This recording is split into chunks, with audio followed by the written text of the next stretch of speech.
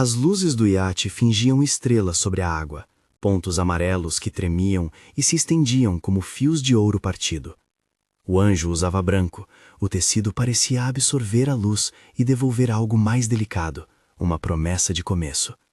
No pescoço, um relicário pequeno, escovado pelo tempo, guardava uma fotografia em preto e branco. Xian, o rosto imóvel, como um segredo. Ela segurou o relicário com os dedos, como se segurasse uma âncora, e por um instante o ruído da festa foi só textura, conversas como papel que se dobra, passas que tilintam como sinos de barco. O flash cortou o ar. A imagem que alguém fez naquela noite não era uma imagem qualquer. O flash não captou só a luz, captou um julgamento. Ao amanhecer, o clique daquela câmera estava em telas, em notícias, em mensagens que vinham como chuva ácida. Uma foto amarrada a um título, uma legenda que transformou um instante em sentença. O veredito público foi rápido, comentários que julgam não esperam processo. O anjo viu portas que se fechavam como conchas, e quando o último sorriso de conveniência se recolheu, ela se encontrou reduzida a um apartamento estreito, ao relicário e ao silêncio. No espelho da sala, a imagem que restava era uma mulher emoldurada por paredes pálidas. O relicário pesava no colo como se carregasse, além da foto, o peso de todas as interpretações possíveis. O anjo passou os dedos pelo metal frio, abriu-o. A fotografia de Xian parecia menor ali, quase obscura. Atrás do papel, algo fino tinha sido dobrado e esquecido. Um pedaço de recibo, amarelecido, com uma série de números e uma rúbrica quase apagada. O papel agarrou-se a ela como um novo alfabeto que ela ainda não sabia decifrar. Foi Uncle Lee quem bateu a porta como uma possibilidade. Não era um salvador, nem um vilão, apenas um conector, uma pessoa que conhecia portas e passagens que a maioria não via. Lee falou com vozes baixas e precisas, colocando palavras que tinham cheiro de porto, manifestos, conhecimentos de embarque, recibos de armazém.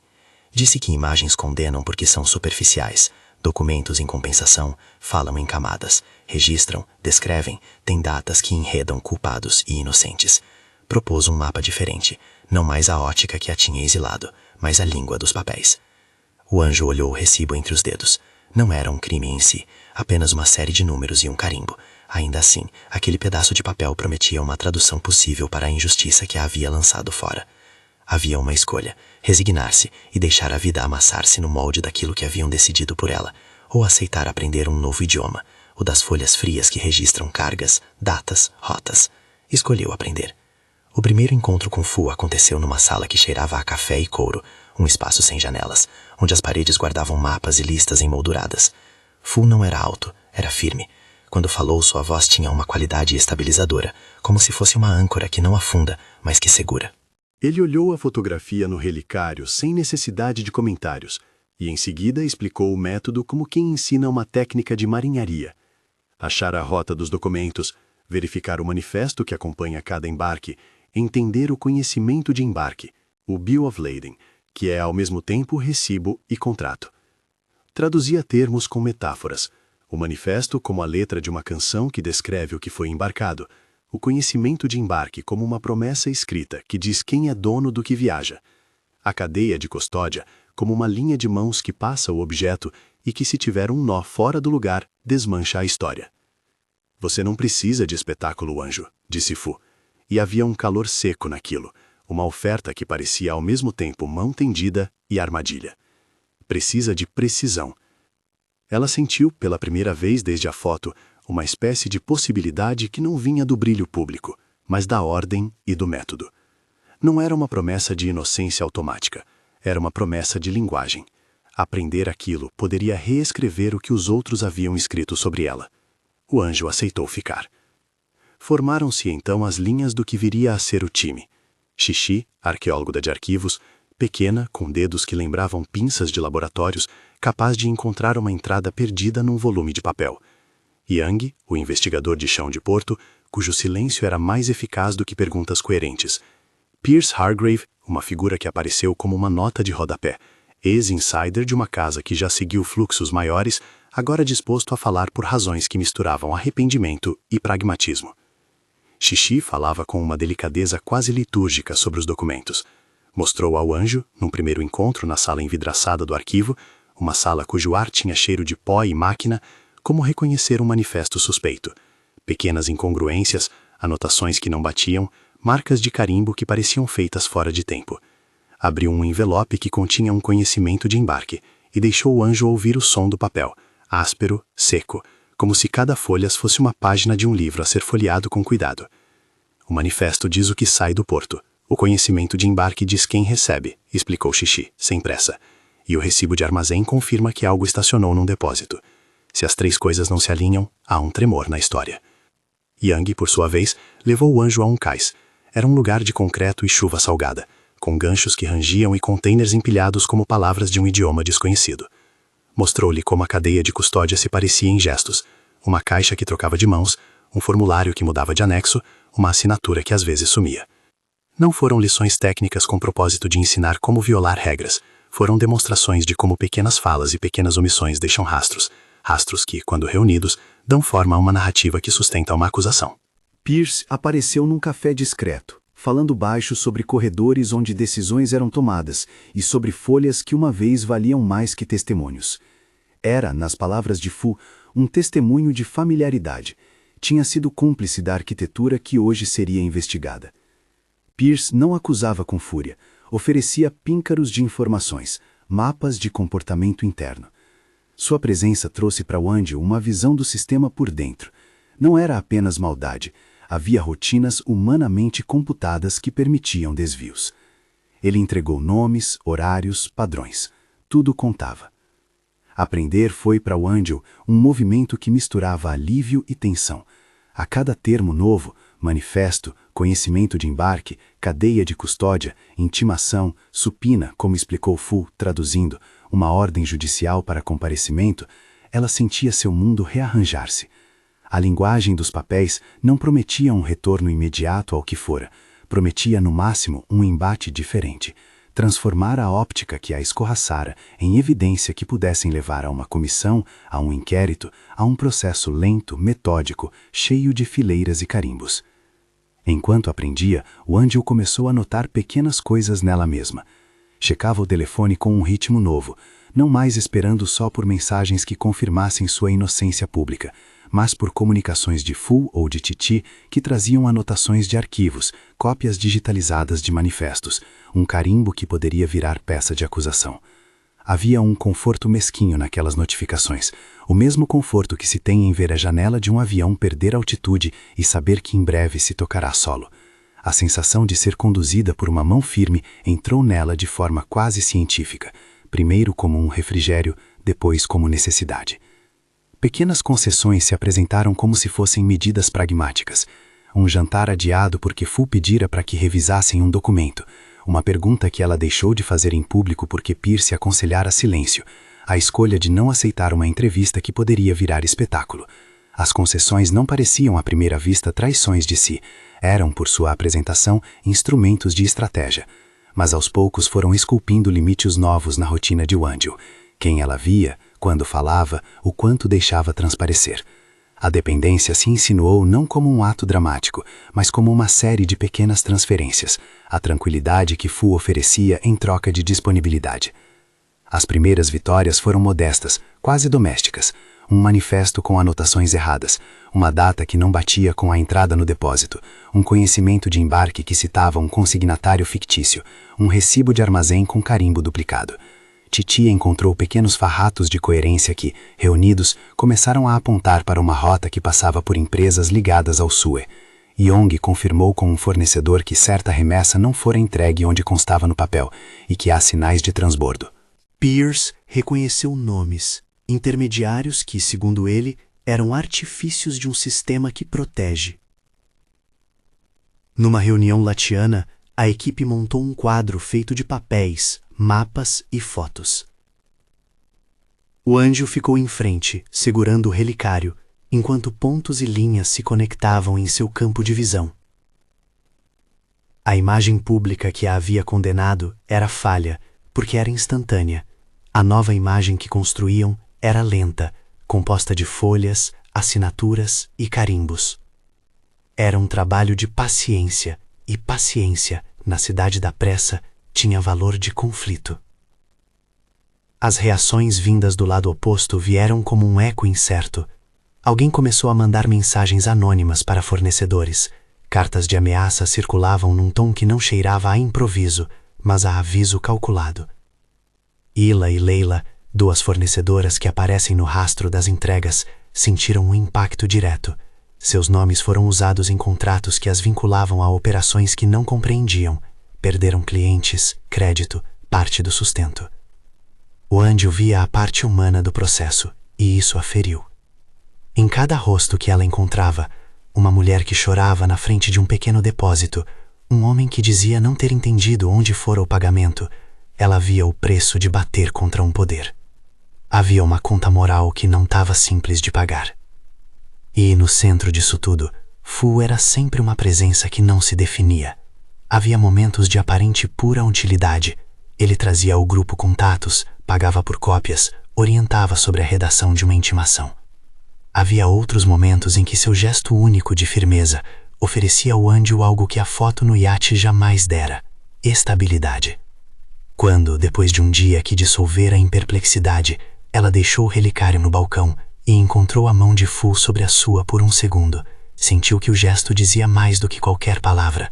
Não era paixão escancarada, era um porto. E como todo porto, dava abrigo, mas também prendia o navio a uma linha que podia ser puxada.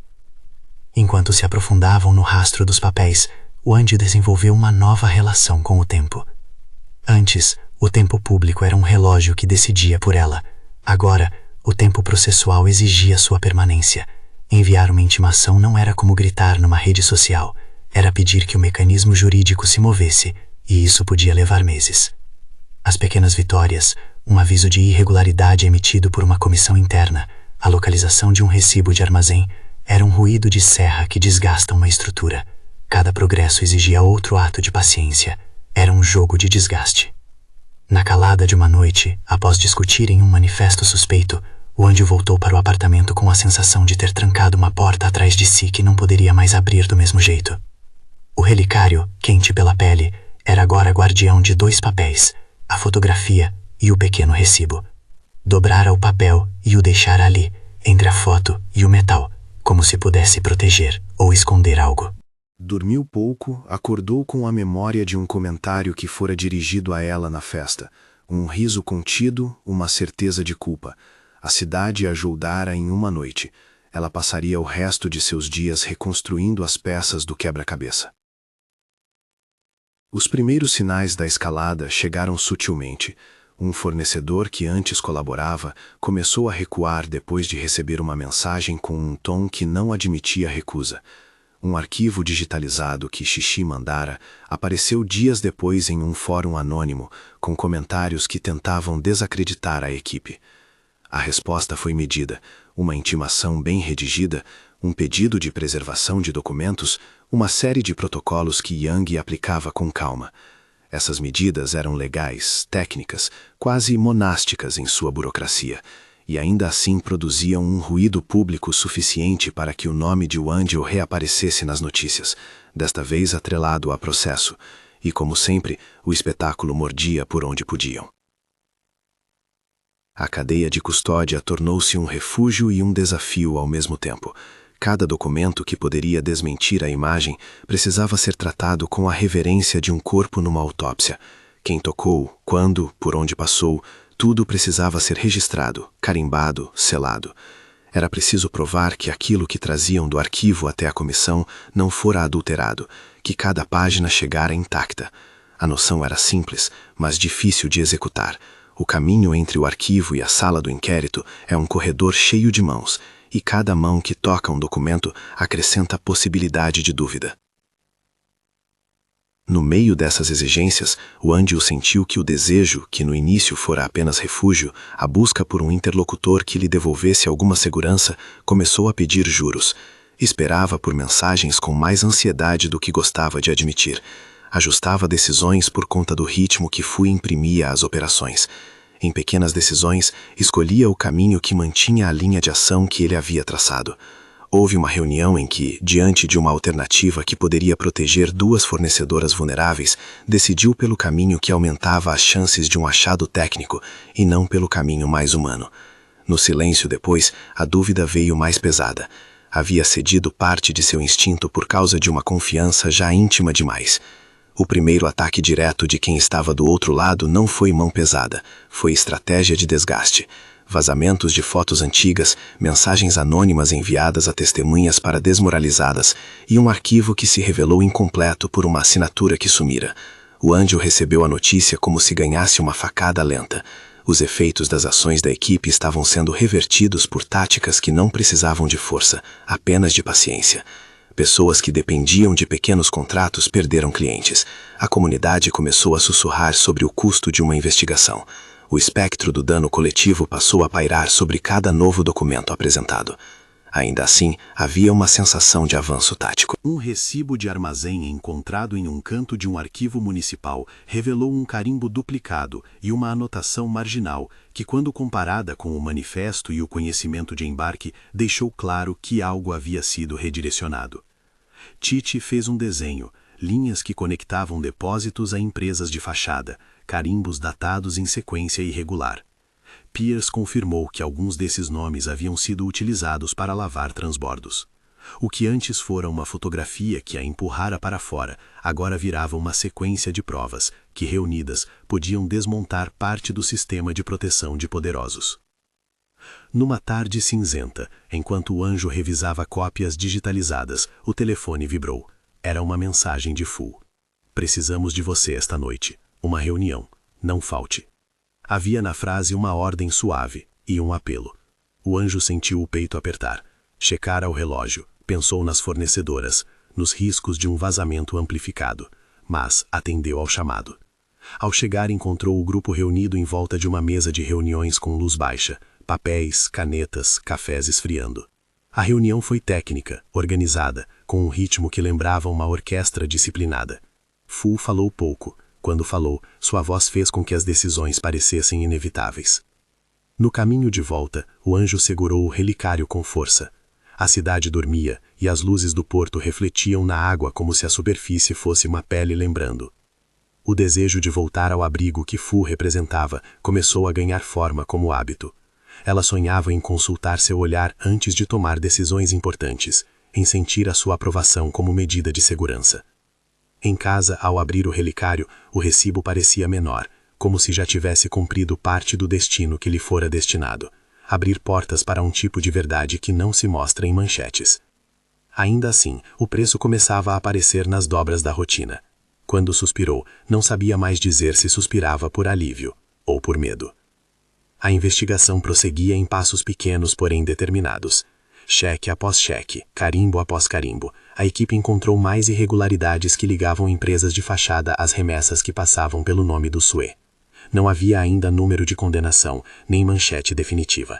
Havia documentações que, quando levadas a uma comissão interna, geraram uma recomendação preliminar, uma espécie de alavanca que poderia abrir investigações formais. Era uma vitória tática, algo movia no grande tabuleiro. Mas cada avanço atraía um novo tipo de dor. As consequências humanas, Ila despedida, Leila ameaçada, pesavam no espírito de um Anjo. Cada vez que uma prova chegava à mesa, ela sentia que um balanço moral era feito. O bem maior de expor um sistema ou o mal de ferir inocentes que se encontravam no bolso da máquina. E a dependência sutil, quase invisível, florescia. Ela começou a checar o telefone primeiro pela manhã, antes de qualquer notícia. Reviu decisões com a lentidão de quem mede a sua própria vontade. Em uma noite, depois de uma vitória técnica que teve repercussão moderada, Fu passou a mão na sua mão quando ninguém via. Um gesto curto, possessivo e confuso. O Anjo sentiu um alívio primitivo. O gesto dizia, estamos juntos nisso. Mas também dizia, você é minha parceira, e eu já comecei a definir os limites dessa parceria. O conforto veio atrelado à diminuição de autonomia. Ainda assim, no laboratório de papéis onde as papéis releitavam o mundo, o Anjo fez uma escolha clara. Preferiu a batalha lenta, metódica, com as mãos sujas de tinta e carimbos, a resignar-se ao veredito da noite do iate. Havia uma sensação de agência naquilo. Ela decidira reescrever sua própria narrativa, com um alfabeto que não se deixava deslizar tão facilmente como as manchetes. A fotografia a havia arrancado do convívio. Os papéis poderiam, possivelmente, devolver-lhe alguma parte do que fora ali tomado. Quando a noite fechou sobre a cidade, o anjo guardou o relicário. O recibo permanecia dentro, agora um símbolo ambíguo, prova e peso. Do lado de fora, o porto cochichava segredos que só ela e alguns poucos conheciam. As luzes do iate, lembrança chamada de espetáculo, piscavam ao longe como uma acusação que não esquecera. Dentro do apartamento, os papéis e o metal conversavam. Imagem versus evidência. Desejo versus necessidade. Refúgio versus vício. O anjo fechou os olhos e percebeu que a história que se desenhava não teria final limpo. Havia, nesse movimento, uma vitrine e uma cela, um conforto que poderia tornar-se prisão. Na manhã seguinte, quando voltou à mesa de trabalho, houve um e-mail com um anexo, um manifesto digitalizado, uma lista de cargas, assinaturas e carimbos, e dobrado no canto, o mesmo número do recibo encontrara no relicário. Xixi destacou uma anotação à margem, uma rubrica que se repetia em vários documentos. Pierce sorriu sem alegria. Yang veio com notícias de campo, 2 depósitos que precisavam ser visitados. Fu enviou uma mensagem curta. A próxima etapa exige precisão. Reúna tudo. Havia no tom dele uma urgência que não era apenas pelo resultado, parecia também por controlar o ritmo. O anjo respirou fundo e viu que naquele instante a escolha que fizera a colocara numa trilha que não era só técnica, era afetiva.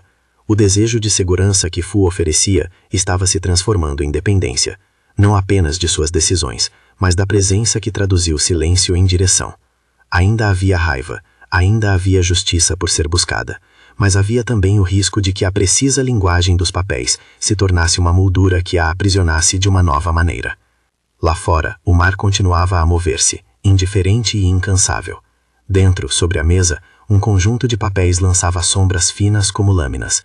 O anjo ergueu o relicário, sentiu o calor da sua pele sobre o metal, e por um segundo desejou que um único documento pudesse desfazer 1 milhão de olhares.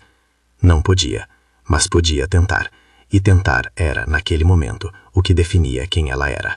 Ela fechou o relicário, guardou o recibo no bolso e saiu para encontrar Yang no porto. A próxima etapa começava com passos calculados, e enquanto caminhava, respondeu ao telefone de Fu com uma única palavra: "Estou indo." Yang esperava no cais com a postura de quem sabe a geografia da cidade, os ombros retos, as mãos no bolso, o olhar preso nas placas metálicas dos contêineres. Quando o anjo apareceu, as luzes do porto lançavam sobre ela a mesma palidez que vinha do apartamento, reflexos que tornavam o relicário um ponto claro contra a roupa escura. O vento carregava cheiro de óleo e mar. Atrás deles, uma pilha de pallets fazia sombra como uma muralha de silêncio. Encontraram algo novo? Yang perguntou, sem olhar para o relicário, como se desejasse confirmar que ela ainda o carregava consigo. O anjo mostrou o bolso da jaqueta, a dobra do papel escondida ali como promessa e perigo. Havia uma ansiedade quieta em seus dedos, a necessidade de que Fu estivesse por perto para dizer se aquilo fazia sentido ou não. Sentiu a falta da voz dele antes mesmo de admitir que sentia. Yang fez um sinal para um caminhão parado mais adiante. O motorista, um homem de poeira às costas, conhecia o jogo das perguntas curtas.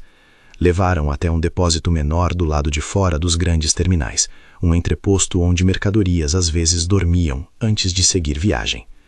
Yang explicou, já no interior do depósito, o que buscavam: carimbos fora de ordem, recibos que não batiam com a nota fiscal, sinais de transbordo não reportado. Andaram entre pallets cobertos com lonas cinzentas. O som era de plástico e passos, e em cada fileira as sombras prometiam algo escondido.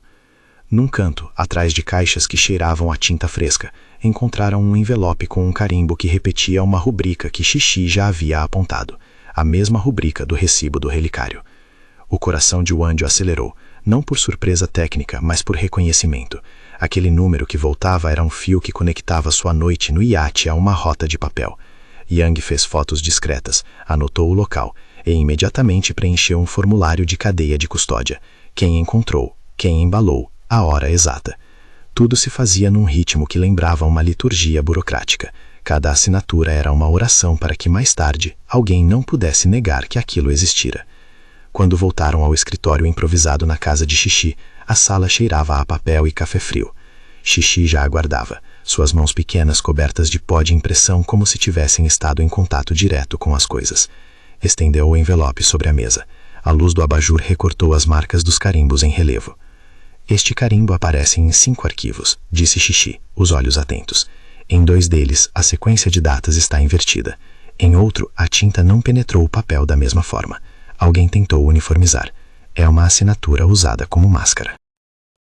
O anjo ouviu e ao mesmo tempo viu a cena na qual aquele carimbo fora aplicado. Uma mão firme, um selo batido, a pressa de uma operação que precisava parecer legítima. O detalhe técnico animou a esperança, mas a frase seguinte de Xixi trouxe a sombra de novo. Isso também pode significar que sabem que estamos vindo, falou ela, com cuidado. Quando alguém mexe em carimbos, sempre há uma reação, e a reação é rápida. Foi Fu quem redigiu a primeira intimação formal, a supina traduzida, com a precisão de quem entende que cada palavra pode abrir portas ou fechar bocas. Apontou quais documentos exigiam preservação e apresentou o pedido a um advogado aliado que sabia mover-se em comissões internas. A intimação não era um martelo, era uma chave. Poderia forçar acesso, mas só se sustentasse diante de defensores poderosos que disputariam a validade de cada sinal. O movimento provocado por aquela intimação não demorou. Na manhã seguinte, um jornal econômico publicou uma nota de rodapé, mencionando investigações sobre remessas suspeitas envolvendo empresas ligadas a familiares do Sue. Não havia ainda lotes de manchetes, apenas uma fagulha que fez as ondas de fofoca crescerem. As mensagens para Ila e Leila se multiplicaram, clientes perguntando o que acontecera, fornecedores citando riscos. O anjo sentiu os primeiros estragos em carne viva. Telefonemas de Ila com lágrimas, de Leila com voz cortada, perdões silenciosos. Eram vozes que pediam não aparecer, não expor mais nada. Cada choro dela se somava ao peso que o anjo carregava no relicário. Pierce concordou em depor. Sua voz, quando chegou ao primeiro encontro, era como um fio que relutava em vibrar. Contou sobre processos internos, relatórios perdidos que apareciam como por milagre quando a necessidade apertava, pessoas que assinavam papéis sem compreender o significado. Quando falou, a sala se encheu de um peso antigo, a sensação de que as máquinas não eram apenas engrenagens sem rosto, mas comportamentos que se repetiam como manias. Havia corredores de decisões, disse ele. Não era só uma pessoa, era uma coreografia. A equipe começou a preparar o caso para uma audiência preliminar numa comissão administrativa. Fu resolveu que a melhor postura era a cautela demonstrativa, apresentar provas sólidas, garantir a cadeia de custódia e isolar testemunhas de possíveis intimidações. Reforçou os pedidos de proteção para Ila e Leila, solicitou sigilo nos arquivos e organizou uma operação de amparo para testemunhas vulneráveis. Era uma logística de cuidado que parecia contrária ao efeito público que buscavam, mas necessária. A justiça lenta exige que os corpos sobrevivam ao processo. Nos dias que antecederam a audiência, a rede de ataques adversos aumentou. Um arquivo digitalizado que Xixi colocou na nuvem foi filtrado para um fórum anônimo, onde comentários maliciosos tentaram associá-la à falsificação. Um vídeo de uma festa antiga, onde se via uma imagem recortada da noite do iate, foi manipulado para sugerir uma convivência mais íntima com figuras do Sue. E, como se a humilhação tivesse um lugar preferencial, chegaram mensagens com fotos antigas de Wangel, cobrando coerência moral, questionando seu passado. O medo circulava como vírus. Numa dessas noites, Fu ligou. A voz dele, pelo telefone, tinha aquela modulação que acalmava, precisa e sem excessos de calor. Disse apenas que era hora de preparar Pierce para o depoimento e pediu que o Angel não participasse das sessões de intimidação direta. Queria protegê-la, disse, para que sua figura não fosse usada como escudo para desqualificar o testemunho. O Angel concordou, mas havia uma ponta de frustração. Sentiu-se excluída de algo que era seu. Ainda assim, reconheceu que a presença de Fu salvava sua exposição naquele momento. A dependência, de novo, se instalava por meio de gratidão. No dia da audiência, a sala da comissão estava cheia de gestos controlados. Representantes legais do Sue ocuparam a mesa principal como se cada gesto fosse um carimbo. O Angel ficou num banco lateral, com o relicário escondido no bolso e com Titi pronta para subir ao estrado para defender a autenticidade dos documentos. A tensão era palpável. A cidade toda, ou pelo menos as colunas que circulavam no olhar público, parecia observar o que seria decidido. Pias subiu ao estrado. A voz dele, mais firme do que nas reuniões, foi testificando sobre práticas internas.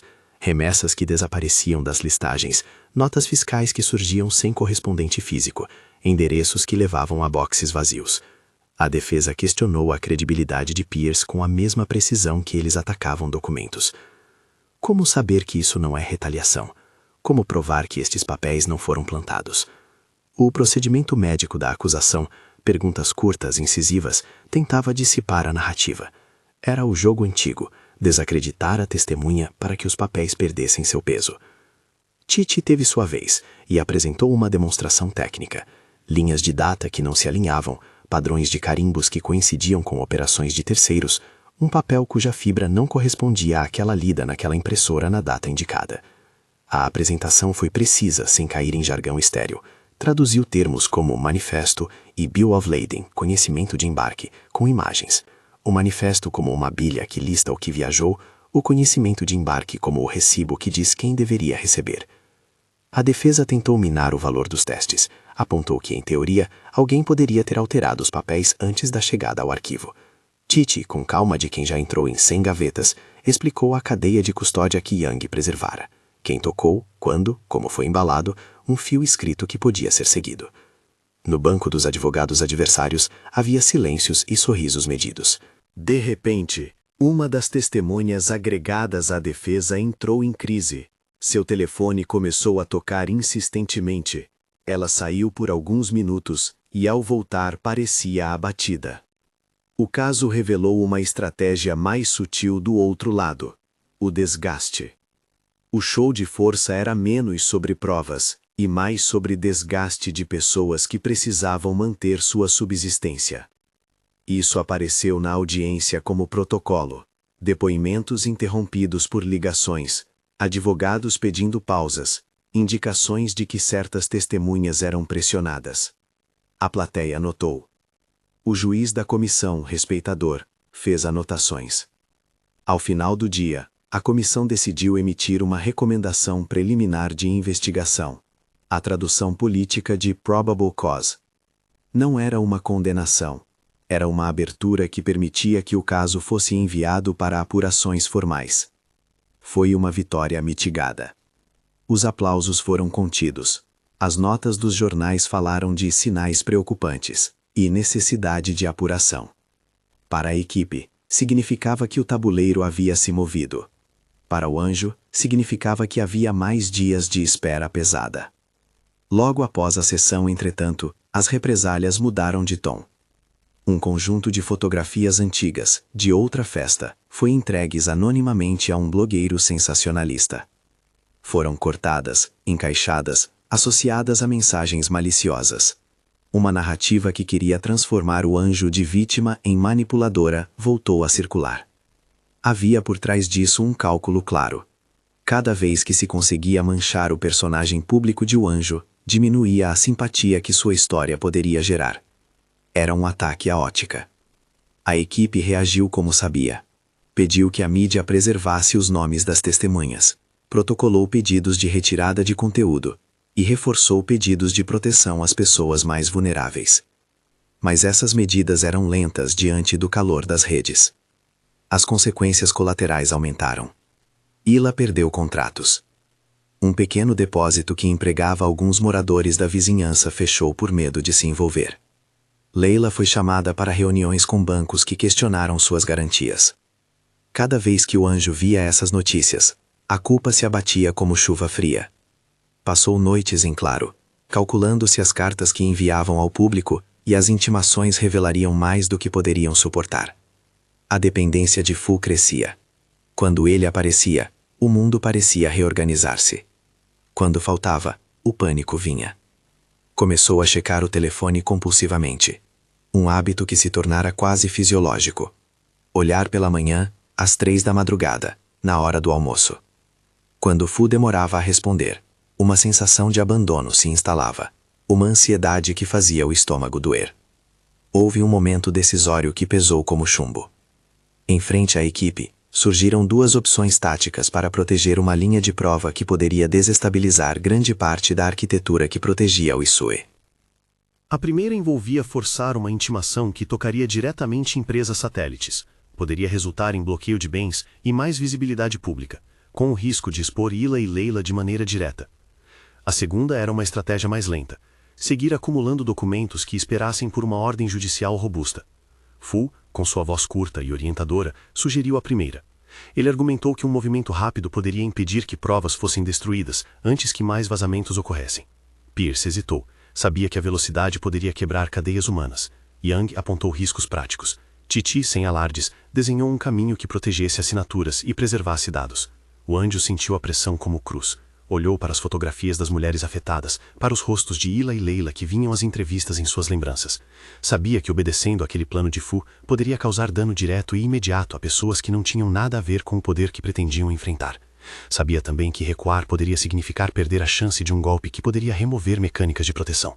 Pesou, ponderou e escolheu continuar. Não porque Fu tivesse mandado, mas porque naquele momento, acreditar na chance de desmontar a máquina parecia mais forte do que o medo de ferir. Foi uma decisão voluntária. A dependência apenas havia afinado sua sensibilidade à voz de Fu. O movimento seguinte provou ser tenso. Supinas foram expedidas, equipes de fiscalização apareceram em endereços listados nos documentos. Alguns depósitos foram lacrados para a perícia. Em um desses locais, Yang encontraram um arquivo com notas internas que indicavam transbordo. Havia, no entanto, uma tentativa de adulteração. Páginas cortadas, uma assinatura sobreposta. Titi examinou aquilo como se examinasse um corpo que havia sido remexido após a morte. A sua constatação técnica foi clara. Havia intervenção. Não mais um erro humano, mas uma ação dirigida para desestabilizar a prova. Quando as perícias trouxeram à tona a tentativa de adulteração, o caso ganhou um novo impulso. Havia agora indicação de que alguém tentara dirimir evidências antes de serem apresentadas. Os juízes e comissões tomaram nota. Não era apenas uma discrepância administrativa, era sabotagem.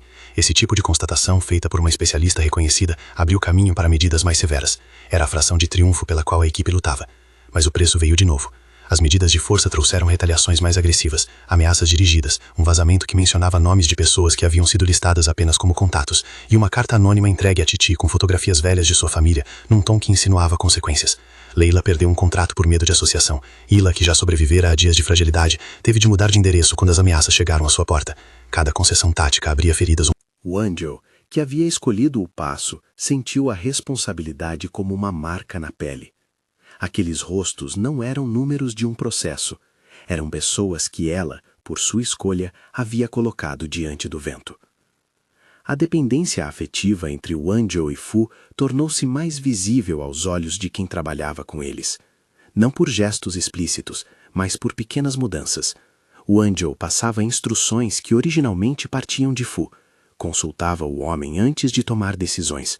Consultava o tom dele antes de abrir uma porta pública. Nos intervalos, escondia as mensagens que recebia de outros por medo de que Fu perguntasse. Yang, que via a transformação dia a dia, comentou uma vez com a dureza de quem cuida. Ela está virando sombra do ritmo dele. Pierce apenas assentiu. Sabia, por experiência, que quem se apoia demais em uma figura tende a perder a própria baliza. Em uma noite, depois de uma visita a uma repartição onde a equipe enfrentara resistência burocrática, o Angel entrou no carro com as pernas trêmulas e os olhos vermelhos. Fu esperava na calçada. Antes que ela dissesse algo, ele enlaçou seu ombro com a mão. Um gesto pequeno que continha promessa e comando. O Angel não resistiu. Sentiu-se segura. E, ao mesmo tempo, percebendo que aquela segurança vinha com a condição de que ela mantivesse, sem perguntas, o ritmo que ele impunha. À medida que as semanas passavam, os episódios assim se tornavam rotina. Um telefonema para mudar uma estratégia, uma palavra de apoio seguida de uma solicitação discreta. A dependência já não era só emocional, era profissional, um entrelaçamento que dificultava qualquer ato de separação. O clímax processual chegou num dia de primavera sem sol pleno. A audiência pública, agora em instância superior, reuniu políticos, representantes legais e parte da imprensa. A sala estava maior, o público mais atento. Os Sue mandaram uma defesa técnica e agressiva, apontaram falhas processuais, questionaram a autenticidade de documentos e, já numa postura de espetáculo, tentaram transformar a investigação em espetáculo midiático. A tática era velha, transformar a necessidade de apuração em circo para cansar o adversário. Mas houve um momento-chave, o cross-examination de Pierce, que mudou o fluxo. A defesa tentou-lhe arrancar inconsistências, apontar que sua memória era falha. Pierce, contudo, tirou do bolso um número de telegrama antigo, uma cópia que tinha selos e carimbos. e descreveu a rotina das operações com a calma e a dignidade de alguém que testemunhava sobre um sistema que conhecera por dentro. A plateia escutou. O juiz, que já tivera acesso às perícias de Tite, fez perguntas incisivas sobre cadeia de custódia e sobre tentativas de adulteração. Quando as evidências foram ligadas em sequência, manifesto, conhecimento de embarque, recibo de armazém, carimbo duplicado e a interceptação de uma nota interna, a defesa começou a ver rachaduras. A decisão foi lenta, mas ao final, a comissão determinou que havia elementos suficientes para que as autoridades competentes abrissem investigação formal contra as empresas ligadas ao Sul e seus associados. Era uma vitória que mudava a tônica. Medidas cautelares poderiam ser tomadas e havia possibilidade concreta de que auditorias aprofundadas ocorressem. O relatório não era uma sentença, era um caminho aberto. As manchetes falaram pela primeira vez em meses de indício de rede de transbordos e fraudes documentais. O efeito público moveu-se.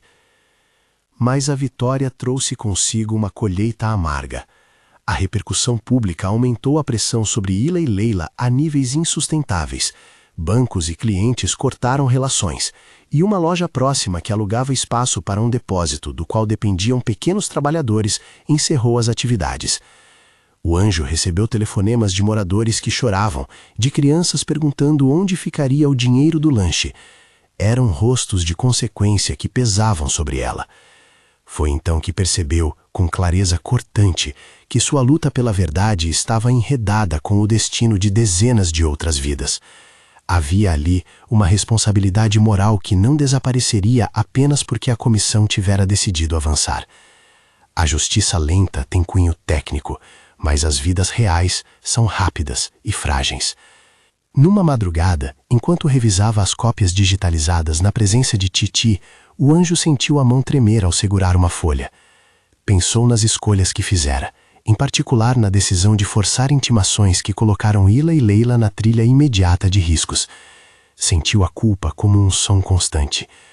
Perguntou a si mesma se sacrificar a privacidade e a subsistência de terceiros poderia ser justificado pelo bem maior de expor um sistema de proteção. A resposta não veio fácil. Em vez disso, veio Fu com a sua presença serena, uma mão que pousou sobre a mesa e a voz que dizia: "Fizemos o que foi necessário." Havia nos olhos dele algo que não permitia perguntas fáceis. O vínculo entre eles estreitou-se em gestos que eram ao mesmo tempo ternos e invasivos.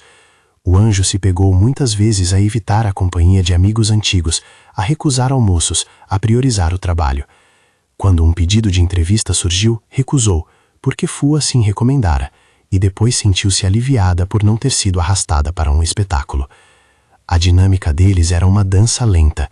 Ele conduzia, ela seguia, e as linhas de comando haviam se dissolvido entre o pessoal e o profissional. Em momentos raros questionou, e Fu respondia com estatísticas, com protocolos, com planos. Era difícil discordar de alguém que explicava o mundo com mapas. O que restava da vida anterior de O Anjo foi se tornando notas de rodapé. O relicário passou a ser, além da memória, um arquivo prático.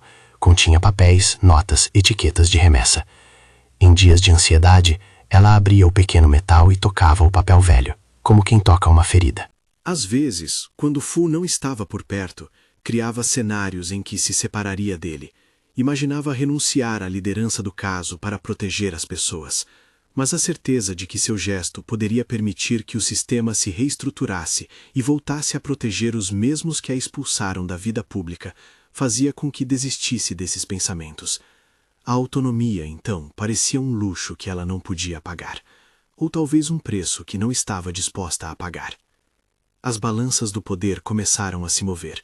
Investigações foram abertas, buscas e perícias conduziram a bloqueios e congelamentos. O nome do Sul foi, pela primeira vez em décadas, listado em processos que questionavam operações de remessa. A presença do relatório público na imprensa gerou reações políticas. Certos aliados do Sul começaram a recuar publicamente. Não era ainda uma derrota, era um tremor que mostrava que as estruturas podiam ser atingidas. Para o Anjo foi um êxtase curto, lábio trêmulo de vitória. Mas ao mesmo tempo cresceram as ameaças pessoais. Um carro desconhecido passou dias rondando a rua onde Ila morava. Uma carta com ameaças apareceu na caixa de correio de Xixi. A sensação era de vitória com preço. Num daqueles dias de chumbo, o anjo acordou com o telefone sem bateria e sem mensagem de Fu. O silêncio prolongado inflamou uma ansiedade que já se tinha tornando reflexo. Releu as últimas conversas. Olhou o relógio muitas vezes. A ausência do contato a fazia sentir-se desorientada, como se o mundo tivesse perdido a coordenada zero. Quando finalmente ele ligou, a voz estava baixa e explicou que precisara resolver um impasse com um contato fora do país. O anjo sentiu alívio e ao mesmo tempo um rancor pequeno, que envergonhava. Era a clareza de que sua paz emocional já dependia de uma confirmação alheia. A relação de Fu com o anjo nunca foi explicitamente possessiva, mas as insistências e as expectativas tornaram-se pautas. Ele sugeriu que ela mantivesse um perfil mais discreto nas redes. Ela aceitou. Ele pediu que não falasse publicamente sobre a vida de Ila e Leila para protegê-las. Ela obedeceu. Cada ato parecia revestido de justificativa estratégica, e o anjo, que já havia perdido muito para a exposição, aceitou a cerca como proteção. Contudo, essa cerca também a limitava. Havia assuntos que não podia mais tocar. Havia conversas que devia evitar. Havia perguntas que não poderia mais fazer. Com o tempo, a pessoa que antes reagira com imediata indignação começou a medir a voz antes de falar. Quando a investigação se expandiu, também começaram a surgir vozes perguntando se os métodos eram éticos. Uma coluna de opinião afirmou que medidas de pressão, mesmo destinadas a descobrir corrupção, não deveriam causar danos colaterais. Outro crítico sugeriu que a exposição de pequenas empresas e trabalhadores poderia ser evitada com ações mais cirúrgicas. O anjo leu esses textos com uma pontada de vergonha, e, pela primeira vez desde o início, duvidou se havia sido rígida demais em suas escolhas. Perguntou a Fu se tinham exagerado. Ele respondeu, no costumeiro tom de equilíbrio, que atos estratégicos têm custos, e que a possibilidade de limpar sistemas requer sacrifício. O anjo compreendeu a frieza do argumento, e sentiu que a frieza a consumia. O momento decisivo que selou a ambivalência ocorreu semanas depois, numa intervenção que visava prender um operador logístico ligado a uma rede de empresas de fachada. A operação teve sucesso técnico. Dados, registros e contratos foram apreendidos. A mídia noticiou o feito. Ao mesmo tempo, surgiram relatos de que um pequeno armazém, onde trabalhavam empregados que nada tinham a ver com a corrupção, fechara por ordens de um banco que temia exposição. Pessoas que viviam do trabalho simples perderam empregos. O anjo, diante da pilha de papéis que representavam aquilo, desabou. Em silêncio, chorou sobre a mesa de aço da casa de Tite. E quando Fu chegou, a única coisa que disse foi: "Fizemos o que era certo." Ele tocou seu cabelo, com um gesto que misturava ternura e comando.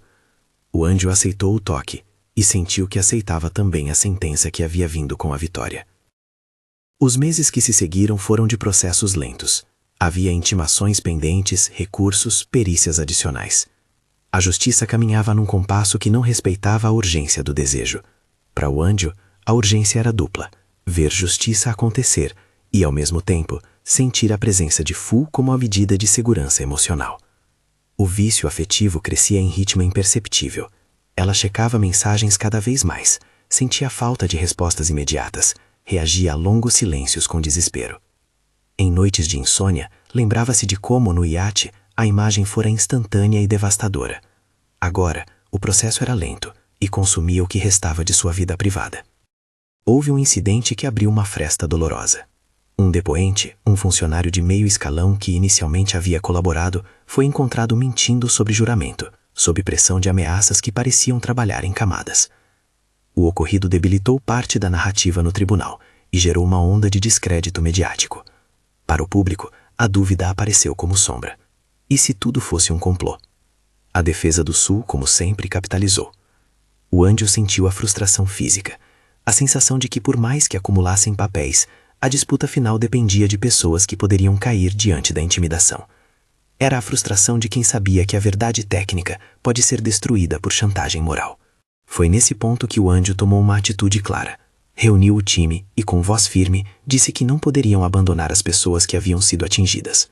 Decidiu acompanhar pessoalmente alguns casos de Ila e Leila, tentando reparar danos, mediar contatos com bancos, buscar alternativas de trabalho, conectar fornecedores a redes de solidariedade. As ações eram pequenas, pontuais, e não resolveriam a complexidade da situação. Contudo, mostravam que ela reconhecia a conta moral.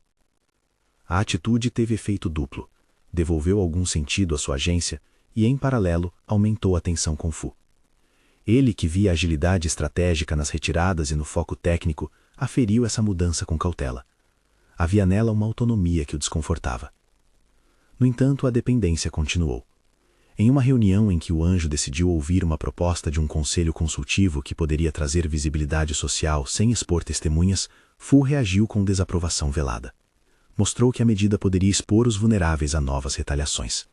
O anjo, por sua vez, sentiu que aquela censura era mais do que técnica, era controle. A discussão terminou sem consenso, e a relação entre eles ganhou uma fissura quase invisível. Ela queria resgatar a própria agência moral. Ele argumentava pela eficácia operacional. A tensão alimentou a narrativa da ambivalência. No final, o que permaneceu foi a ambiguidade do resultado.